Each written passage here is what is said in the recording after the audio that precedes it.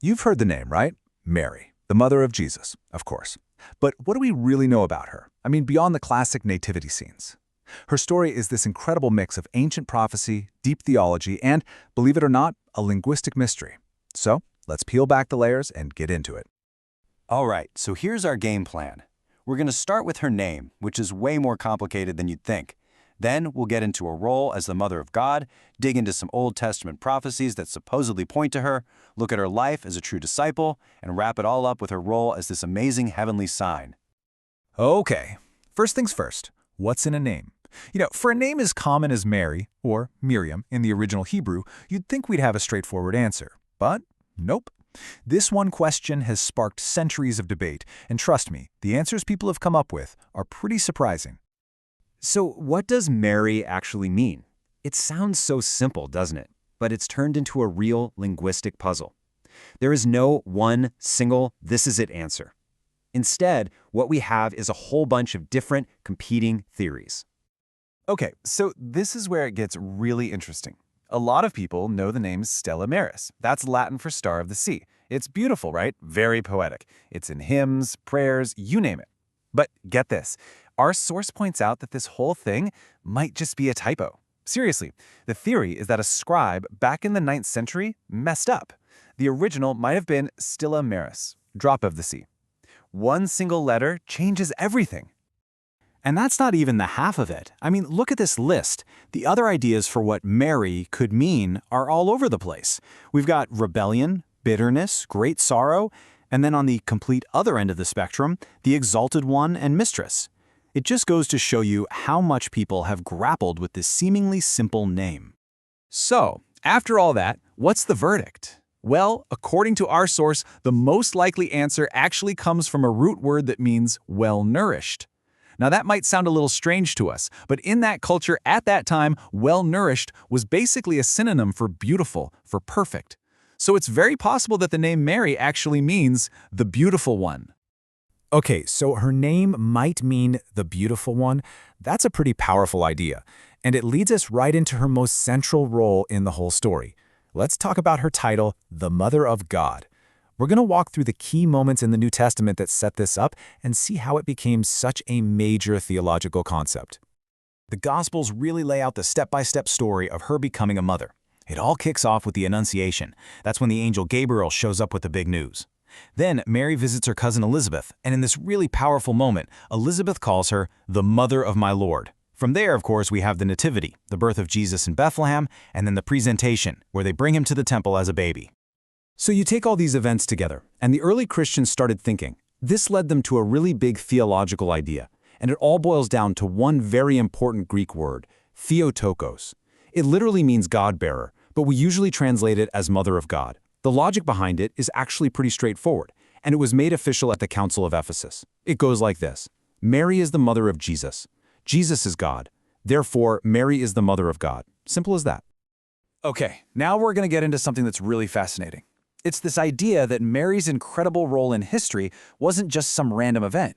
The belief is that it was actually predicted, spelled out in the Old Testament centuries before she was even born. And this right here is probably the most famous one of all. It's from the prophet Isaiah, and it says, "Behold, a virgin shall conceive and bear a son, and his name shall be called Emmanuel." And that name, Emmanuel, means God with us. And this isn't just a modern interpretation. The New Testament itself makes the connection crystal clear. The Gospel of Matthew actually quotes that exact line from Isaiah and says, "See, this is it. The birth of Jesus from the Virgin Mary is what Isaiah was talking about." For those early followers, this was a huge deal. It was like proof that this was all part of a divine plan that had been in motion for hundreds of years. But Isaiah isn't the only one. Theologians have pointed to other clues in the Old Testament. There's a verse way back in Genesis that talks about a woman whose child will crush the serpent's head. The prophet Micah talks about the future ruler of Israel being born after "she that travaileth shall bring forth." Even a line from Jeremiah, "a woman shall compass a man," has been interpreted as a reference to a virgin conceiving the Messiah. So we've talked about her name, her title, and prophecies about her. But what about Mary, the actual person? Let's shift gears and look at her as an active participant in Jesus' life, not just a passive mother, but really his very first and most loyal disciple. The wedding at Cana is the perfect example of this. You know the story. They run out of wine, which is a huge party foul. And who spots the problem? Mary. And she doesn't panic. She just walks over to Jesus, totally confident. And then she tells the servants this amazing line, "Whatsoever he shall say to you, do ye." Think about that. It's her faith, her little push, that kicks off his very first miracle. And that journey of faith takes her to the absolute darkest moment possible. The Gospels make it really clear. A lot of people ran away. They were scared. But Mary was there. She stayed. She stood right at the foot of the cross and watched the whole thing. Can you even imagine that pain? And right there, in the middle of all that suffering, something incredible happens. Jesus looks down from the cross at his mother and says, "Woman, behold thy son," talking about the disciple John standing beside her. And then to John, he says, "Behold thy mother." This is way more than just a family moment. In Christian tradition, this is seen as the moment Mary becomes a spiritual mother to everyone, to all the faithful, with John standing in for all of us. All right, for our last section, let's zoom out. Because Mary's importance doesn't end with her life on earth. She becomes something bigger, a powerful cosmic symbol that endures through time. This idea comes from the book of Revelation, the very last book of the Bible. And it's this wild, epic vision. It says, "A great sign appeared in heaven, a woman clothed with the sun, and the moon under her feet, and on her head a crown of 12 stars. I mean, wow. And for centuries, theologians have looked at this incredible image and said, that's Mary. So why her? What's the connection? Well, if you're looking at it from a theological point of view, the clues are all there.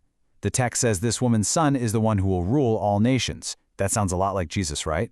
Then there's the dragon, the devil, who's trying to devour her son, which echoes the story of Herod trying to kill the baby Jesus.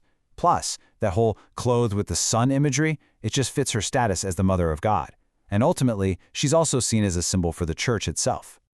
So it brings us back to the big question. Who is Mary? Is she a historical woman from a small town, a loving mother, a fiercely loyal disciple who never wavered? Or is she this grand cosmic symbol of victory? I think the reason her story has fascinated people for 2,000 years is that the answer is yes. She's all of it, a figure with just incredible, incredible depth.